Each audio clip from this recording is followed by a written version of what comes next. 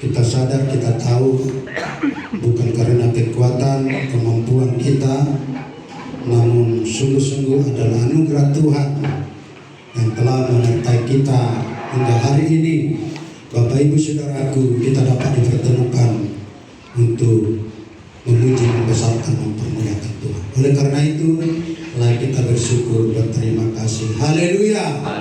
Firman Tuhan hari ini yang mau kita perhatikan, yang terambil di dalam Perjanjian Baru, yaitu Roma 15 ayat 1 sampai 3. Roma 15 ayat 1 sampai 3. Kita akan sama-sama membaca firman ini dengan 3 ayat. Roma 15 ayat 1 sampai 3. Jikalau sudah temukan, katakan amin. Kita akan baca hitungan ketiga. 1, 2, 3.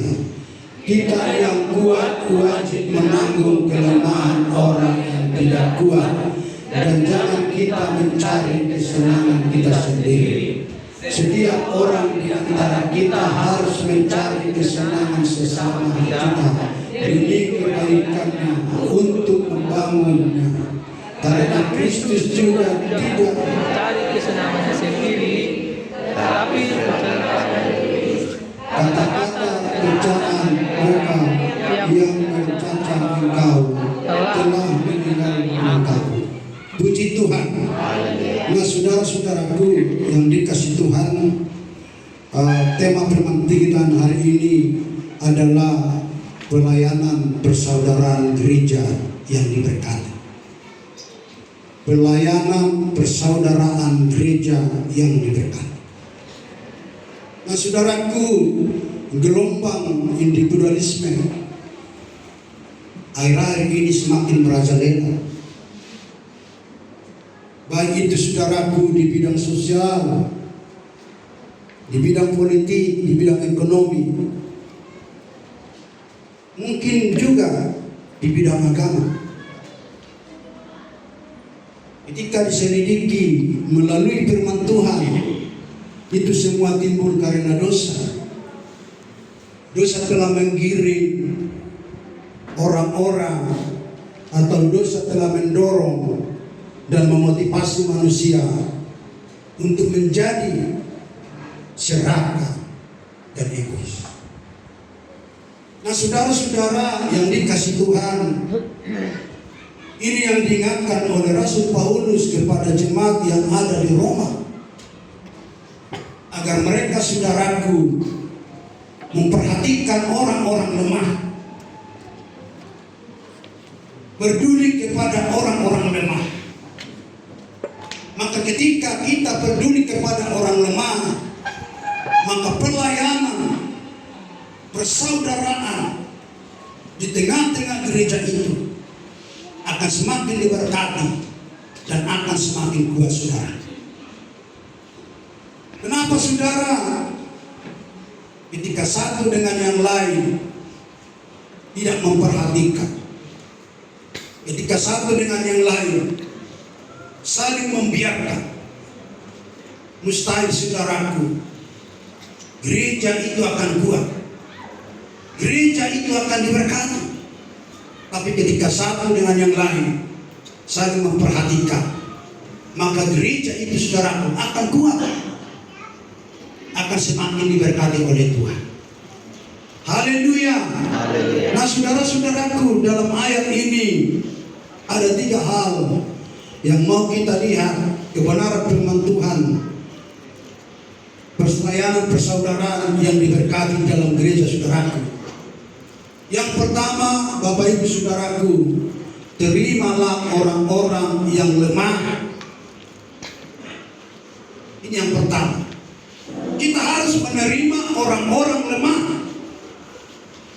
di tengah-tengah gereja itu. Sebab tidak sama semua kita yang hadir di sini. Mungkin ada yang lemah, mungkin ada yang kuat. Dan ini yang dipesankan oleh Rasul Paulus dan diingatkan Rasul Paulus kepada jemaat yang di Roma ini, saudara-saudaraku yang dikasih Tuhan. Maka dikatakan, kita lihat ini dalam ayat 14, Roma 14 ayat 1 sampai 3 dikatakan, terimalah orang yang lemah imannya tanpa mempercakapkan pendapatnya, yang seorang yakin bahwa ia boleh makan segala jenis makanan, tetapi orang yang lemah imannya hanya makan sayur-sayuran. Siapa yang makan, janganlah menghina orang yang tidak makan, dan siapa yang tidak makan, janganlah menghakimi orang yang makan, sebab Allah telah menerima orang itu. Nah, saudara-saudara, kita harus saling menerima antara satu dengan yang lain. Firman Tuhan katakan, siapa yang makan, janganlah menghina orang yang tidak makan, dan jangan ada siapa orang yang tidak makan, jangan menghakimi. Nah, ini yang sering terjadi, saudaraku, di tengah-tengah gereja, yang membuat saudaraku gereja itu tidak ada perkembangan,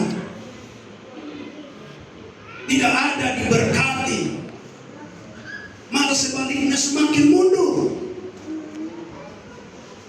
Karena saudara-saudara, di tengah-tengah mereka yang dikasihi Tuhan mau mempercakapkan pendapatnya. Oleh karena itu, saudara-saudara yang dikasihi Tuhan, siapa orang lemah di situ? Orang lemah yang dimaksud firman Tuhan, mereka yang lemah, saudaraku, masih suka menghakimi. Ini yang dimaksud orang lemah. Masih suka menghakimi orang yang lain. Masih suka, saudara-saudaraku, mengeluh. Masih suka, saudara-saudaraku, bersungut-sungut. Masih suka, saudaraku, menghina. Masih suka, saudaraku, mengkritik tanpa sesuai dengan firman Tuhan. Ini orang-orang lemah. Jadi saudara-saudaraku, bagi kita semua yang hadir ini, ketika saya masih suka menghina, saya masih orang lemah. Ketika saudara masih suka menghina, kata firman Tuhan, saudara adalah orang lemah. Kita semua orang lemah kalau kita masih suka menghina, masih suka mengkritik tidak sesuai firman Tuhan, masih suka bersungut-sungut. Nah, ini saudara-saudaraku, ada banyak orang sudah pulang gereja masih suka bersungut. Wah, di gereja ini tidak baik, tidak itu dan itu.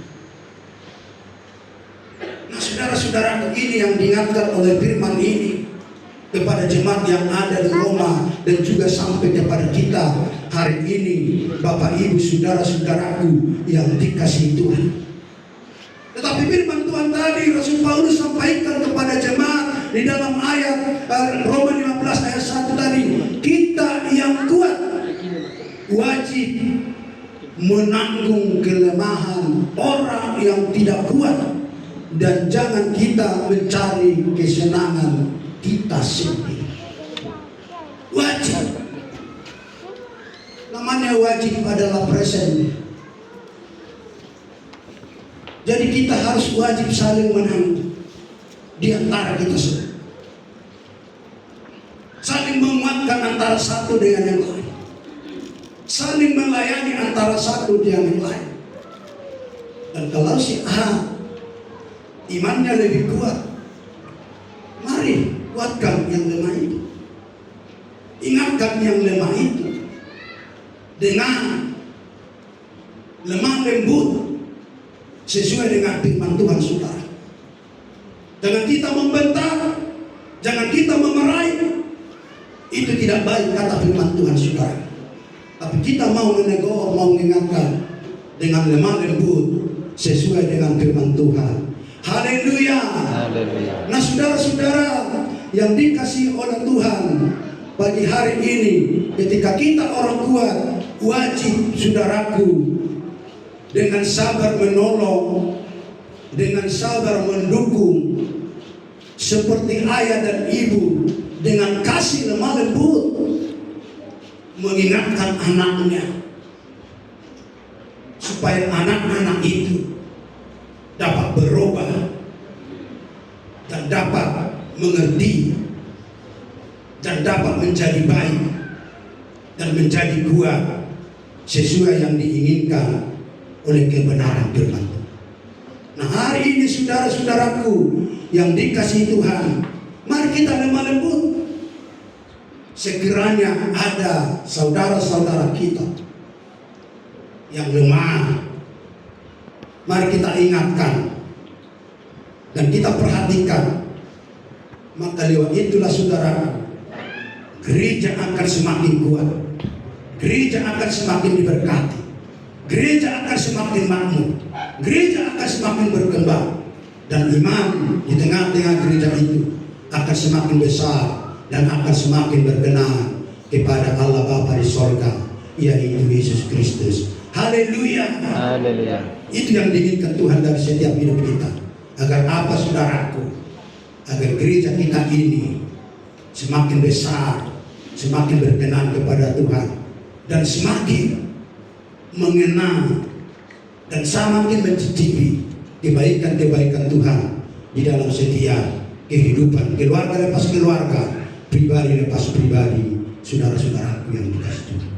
Dan hal yang kedua saudaraku, kebenaran firman Tuhan, pelayanan persaudaraan gereja yang diberkati saudara-saudaraku yang kedua, saudaraku, karena Alkitab satu-satunya pedoman yang harus kita pelajari dengan setia.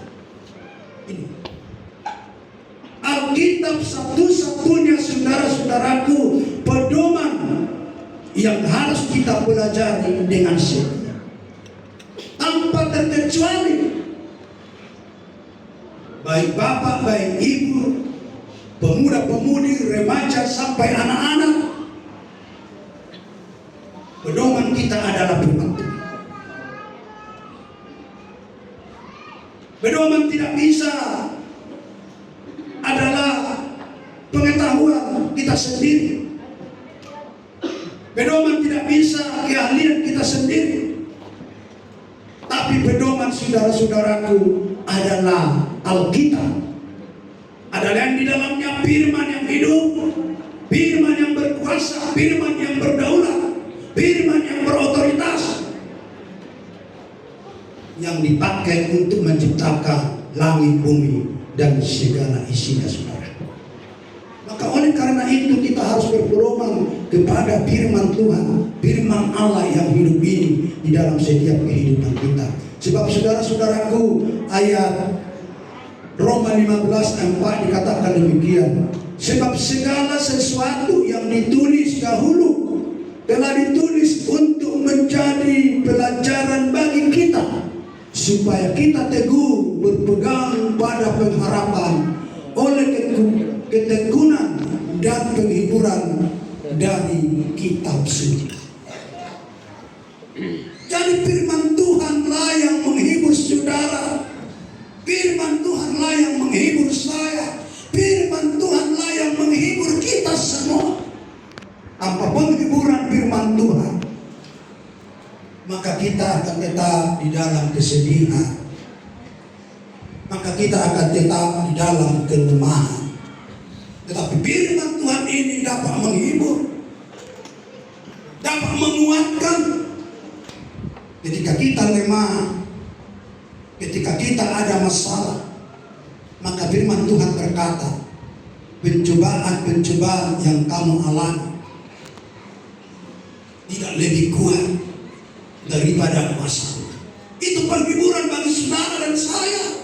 Ketika kita imani ini di dalam setiap hidup kita, maka itulah yang memampukan saudara dan saya dapat melangkah, dapat berjalan, sekalipun kita diperhadapkan dengan banyak tantangan, dengan banyak persoalan, dengan banyak masalah di tengah-tengah dunia yang penuh dosa dan kejahatan ini, sehingga kita saudaraku dapat bertahan terus sampai nanti Yesus datang kali kedua ke tengah-tengah dunia yang penuh dosa dan kejahatan ini, saudaraku yang dikasihi.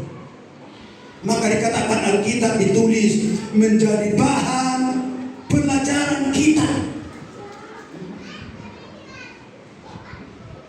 Alkitab ini menjadi bahan pelajaran. Ketika ada sesuatu terjadi, maka pedoman kita adalah firman Tuhan. Lalu kita dapat uji dengan firman Tuhan ini, apakah itu benar atau tidak. Nah ini saudara-saudaraku, sekalipun mungkin ada sekarang ini di akhir zaman,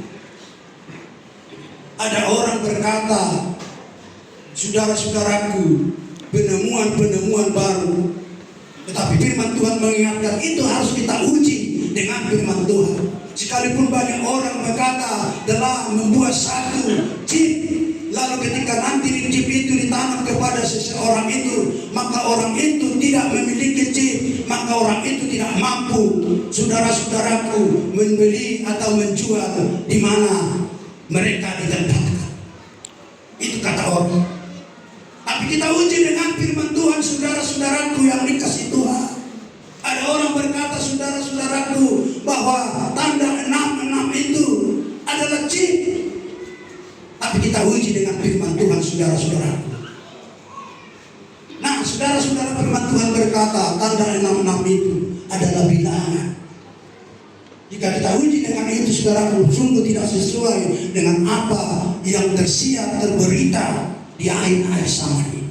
Maka oleh karena itu, saudaraku, kita harus berpedoman kepada firman Allah di dalam setiap kehidupan kita di tengah-tengah dunia yang penuh dosa dan kejahatan ini, saudara-saudaraku yang dikasihi oleh Tuhan. Maka dikatakan bahwa firman ini adalah pelajaran bagi kita, saudaraku.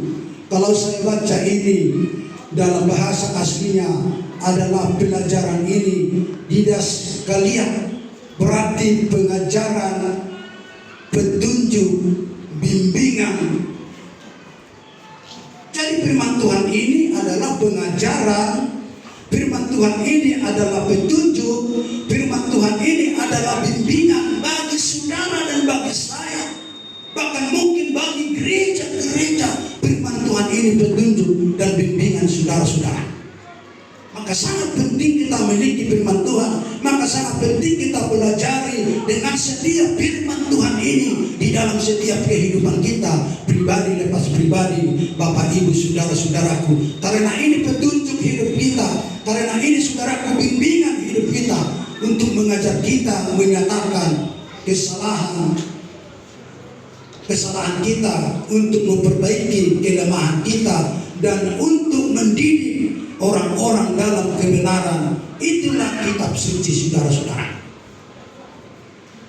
Nah, saudara-saudara yang dikasihi oleh Tuhan, betapa pentingnya firman Tuhan ini dalam setiap hidup. Oleh karena itu, saudara, mari kita setia. Setiap ada ibadah pasti akan diperdengarkan firman Tuhan. Setiap ada persekutuan pasti akan diperdengarkan firman Tuhan. Dan lewat kita mendengarkan firman Tuhan itulah, saudaraku, bencana kehidupan kita akan semakin diisi. Bencana kehidupan kita akan semakin dipenuhi. Bencana kehidupan kita akan semakin diperbaharui, saudara. Karena apa?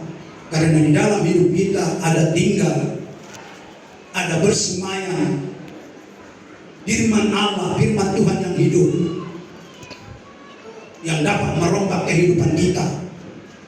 Dan itu akan dikuatkan oleh kebenaran firman Tuhan itu lewat kuasa Roh Kudus yang sudah kita terima, yang sudah dicurahkan oleh Allah, sudah dicurahkan oleh Yesus di dalam setiap hidup kita. Maka firman itu, saudaraku, atau kitab suci ini akan memberikan dorongan terus menerus bagi kita, mengingatkan kita, saudara-saudaraku, mengingatkan kasih Allah dan karakter Allah. Di dalamnya ada pengharapan yang, saudara-saudaraku, mendasari hidup kita. Jadi ketika kita merenungkan firman ini, ketika kita sudah memiliki firman ini, itulah sesungguhnya memberikan pengharapan bagi saudara dan bagi saya. sehingga kita tidak menjadi lemah, kita tidak menjadi mundur. Setiap kita datang beribadah kepada Tuhan, mungkin hari Minggu, mungkin hari Sabtu, mungkin hari Jumat, mungkin hari Kamis, mungkin hari Rabu atau hari Selasa, kita tidak menjadi mundur, artinya kita tidak menjadi jemu-jemu. Sebab kenapa saudaraku? Sebab lewat firman Tuhan ini kita akan didorong. Saudara-saudaraku yang didasari oleh Tuhan, yang mendasari bahwa kita ada pengharapan sesuai janji firman Tuhan di dalam setiap kehidupan kita. Maka oleh karena itu saudara-saudaraku, agar gereja itu diberkati oleh Tuhan dan agar gereja itu menjadi kuat, maka saudara-saudaraku, kita menjadikan firman Allah atau Alkitab itu pedoman bagi setiap hidup kita masing-masing. Haleluya. Dan yang kedua saudaraku, pelayanan persaudaraan gereja yang diberkati saudara-saudaraku yang dikasih oleh Tuhan karena adanya kesatuan dan persatuan. Karena adanya kesatuan dan persatuan. Ketika kita tidak ada kesatuan dan persatuan, maka segala sesuatu akan sia-sia. Maka oleh karena itu saudaraku, kita perlu ada kesatuan. Maka dikatakan dalam ayat firman Tuhan, yaitu Roma 15 ayat 6 sampai 7 demikian dikatakan, sehingga dengan satu hati dan satu suara kamu memuliakan Allah dan Bapa Tuhan kita Yesus Kristus. Sebab itu terimalah satu akan yang lain, sama seperti Kristus juga telah menerima kita untuk kemuliaan Allah. Nah saudara-saudara yang dikasih oleh Tuhan, harus ada kesatuan. Maka dikatakan gereja yang kuat adalah gereja yang dimana masing-masing anggotanya berusaha menciptakan kerukunan dan persekutuan dalam persaudaraan. Masing-masing anggota berusaha menciptakan. Nah ini saudara-saudara, kita harus masing-masing saudara-saudaraku berusaha menciptakan kerukunan antara satu dengan yang lain di dalam persaudaraan kita saudaraku. Supaya apa? Supaya gereja itu diberkati Tuhan, supaya gereja itu memiliki kekuatan yang daripada Tuhan. Firman Tuhan ajarkan saudara-saudara berusaha menciptakan kerukunan antara satunya. Pemuda-pemudi berusaha menciptakan, bapak-bapak menciptakan, hamba Tuhan menciptakan, ibu-ibu menciptakan kerukunan antara satu dengan yang lain, saudara-saudaraku yang dikasih oleh Tuhan. Tidak saling menghakimi bapak ibu saudara yang dikasih Tuhan, tetapi selalu menciptakan kerukunan-kerukunan yang dikehendaki oleh Tuhan di tengah-tengah persekutuan dalam persaudaraan itu, saudara-saudara yang dikasihi oleh Tuhan. Sehingga dalam ayat firman Tuhan ini dikatakan dalam ayat 13, karena itu janganlah kita saling menghakimi lagi, tetapi lebih baik kamu menganut pandangan ini. Janganlah kita membuat saudara kita yang jatuh atau tersandung saudara-saudara. Jangan membuat saudara kita yang jatuh menjadi tersandung. Oleh karena itu saudara-saudara yang dikasih oleh Tuhan, di tengah-tengah persekutuan ini dapat kita katakan bagaimana kerukunan dapat dicapai.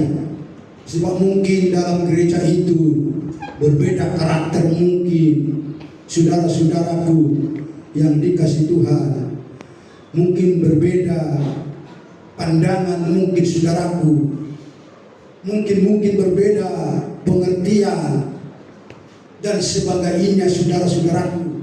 Apalagi mungkin berbeda suku, ras, Tapi kita di sini semua masih satu suku, adalah orang Batak Tulen. Bagaimana kalau berbeda suku? Maka itu diingatkan oleh Rasul Paulus untuk masing-masing anggota berusaha menciptakan kerukunan dalam persaudaraan itu, saudara-saudaraku yang dikasihi oleh Tuhan. Nah, saudara-saudara yang dikasihi Tuhan, bagaimana saudara-saudaraku kerukunan dapat dicapai sekalipun berbeda-beda pandangan, pendapat? Itu hal biasa, saudara-saudara. Pendapat itu hal biasa. Ketika kita bersatu, ketika kita rukun, maka itu akan dapat dipersatukan dengan baik, dengan kebenaran-kebenaran firman Tuhan, saudara-saudaraku. Oleh karena itu, saudaraku, maka supaya itu dapat tersatu, supaya itu dapat rukun, saudaraku, maka perlu, saudaraku, dengan menjadikan Tuhan Yesus satu-satunya teladan di dalam gereja. Menjadikan satu-satunya Tuhan Yesus. Jangan menjadikan teladan kita sendiri, tidak. Tapi yang kita jadikan teladan satu-satunya di tengah-tengah gereja itu, di tengah-tengah persekutuan itu, adalah Yesus sendiri. Jika kita sudah menjadikan Yesus menjadi teladan, pasti kita, saudaraku, akan menerapkan teladan Tuhan Yesus dimanapun kita berada, dimanapun kita tinggal, saudara-saudaraku yang dikasihi. Dan yang kedua, saudara-saudaraku, jangan pernah menimpan pikiran yang salah tentang Tuhan Yesus Kristus atau negatif kepada sesama saudara. Artinya ketika kita menimpan yang salah kepada Yesus Tuhan kita, maka kita, saudara, akan bisa menyalahkan Tuhan. Ketika pada saat-saat tertentu ada beban, ada tekanan, ada persoalan, ada masalah, bisa kita akan menyalahkan Tuhan. Tuhan kita akan mungkin berkata, bagaimana Tuhan, saya sudah rajin datang beribadah kepadamu, memuliakan namamu, mengagungkan namamu, tapi Tuhan tidak peduli bagi kehidupan keluarga kami. Dari sehari ke sehari, dari waktu ke waktu, tidak ada perkembangan. Sering kita, saudaraku, maka kita tidak ada obatnya, saudaraku, akan seperti istrinya Ayub. Dia menyalahkan Tuhan, dan dia tidak hitung-hitung berapa banyaknya berkat yang Tuhan berikan. Maka dia tergantung, saudaraku, keadaannya. Tapi orang Kristen yang sejati tidak bergantung keadaan. Tapi orang Kristen yang sejati, dia tetap setia, walaupun duka, walaupun susah, walaupun menderita. Dia tetap percaya dalam pengharapan kepada Tuhan, bahwa Tuhan itu baik, maha pengasih, maha penyayang, maha pemurah, dan Tuhan itu maha peduli bagi setiap kehidupan orang-orang yang dikasihi saudara. Nah, saudara-saudara yang dikasihi oleh Tuhan, jangan pernah menimpan pikiran yang salah kepada Tuhan, dan juga jangan pernah berpikiran negatif dengan saudara kita. Jangan pernah berpikiran positif. Haleluya. Jangan kita berpikiran antara satu dengan yang lain negatif. Oh, ini dan itu tidak, saudara. Tapi kita percaya, saudara, ketika kita sungguh-sungguh percaya kepada Tuhan, ketika kita sungguh-sungguh yakin kepada Tuhan, maka pikiran negatif itu akan dibuang, akan dijauhkan dari setiap kehidupan kita. Ketika kita masih menyimpan negatif kepada sesama kita, kekasih Tuhan, aku tidak mengenal engkau. Dari mana engkau datang? Murid-murid atau orang-orang itu berkata, kami sudah mengusir setan demi namamu. Tapi Tuhan, aku tidak kenal engkau, kata Tuhan. Kenapa saudaraku? Karena mereka masih menyimpan denda, masih berpikir negatif kepada saudaranya. Padahal saudaranya sudah bertahun-tahun bersama-sama dengan dia. Nah, saudara-saudara, ini yang perlu kita pegang. Agar apa, saudaraku? Agar gereja Tuhan berkembang, agar gereja Tuhan kuat, agar gereja Tuhan diberkati. Pribadi lepas pribadi, keluarga lepas keluarga akan diberkati oleh Tuhan. Sebab di mata Tuhan, saudaraku, tidak ada yang tersembunyi, tidak ada yang terselubung. Firman Tuhan berkata, mungkin manusia bisa kita bohongi, bisa kita kibuli, tapi di mata Tuhan, saudaraku, tidak bisa.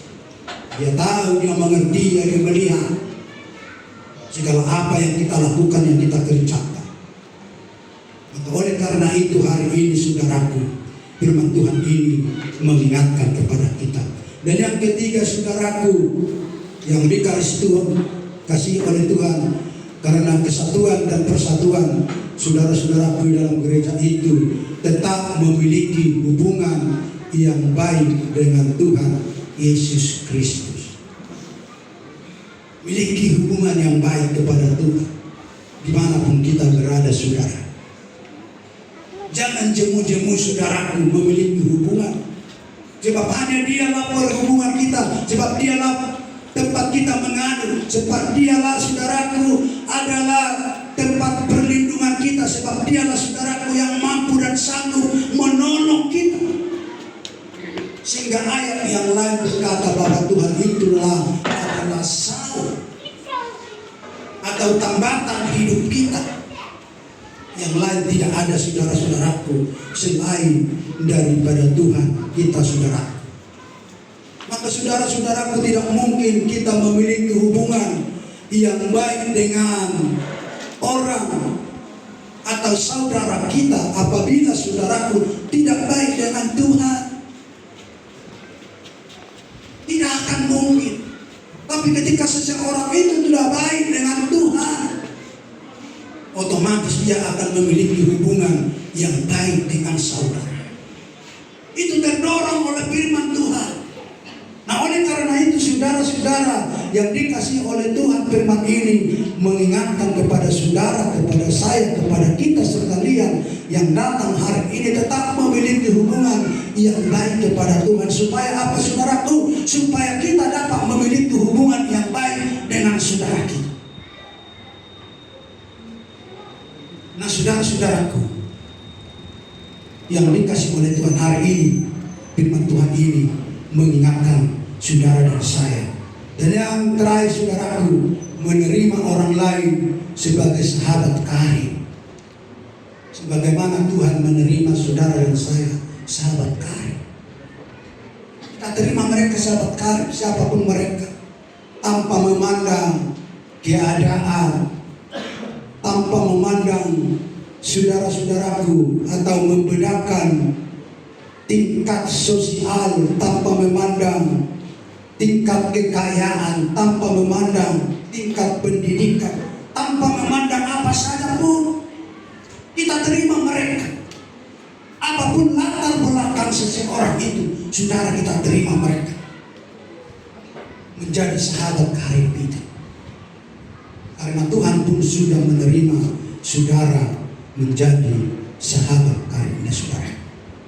Nah, saudara-saudara, tujuan kerukunan ini, tujuan pelayanan persaudaraan ini, saudaraku, dengan orang-orang saudara-saudaraku di gereja, satu tujuan kita supaya nama Tuhan dipermuliakan, supaya nama Tuhan diagungkan, supaya nama Tuhan ditinggikan, supaya nama Tuhan, saudaraku, dimasyhurkan di mana-mana pun, saudara.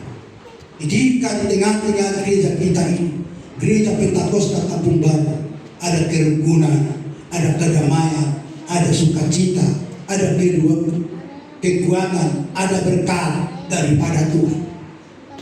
Maka saudara dan saya atau gereja kita ini menjadi satu suratan yang dapat dibaca orang.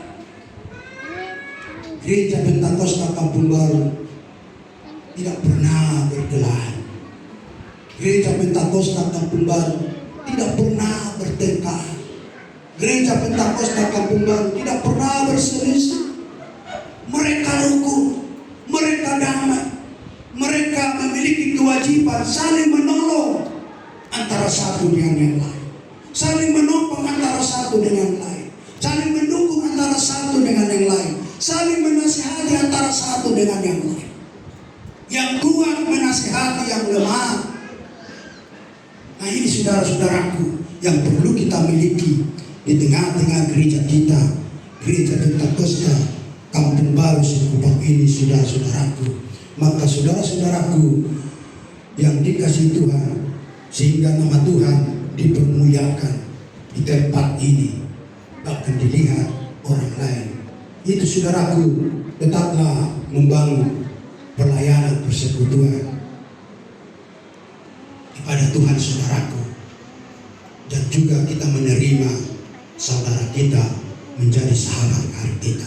Maka lewat itulah saudaraku, pelayanan persaudaraan di gereja kita akan semakin diberkati oleh Tuhan.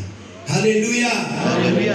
Terpuji Tuhan, termulia Tuhan bagi hari ini kekal untuk selama-lamanya. Mari kita bangkit berdiri dan kita berdoa.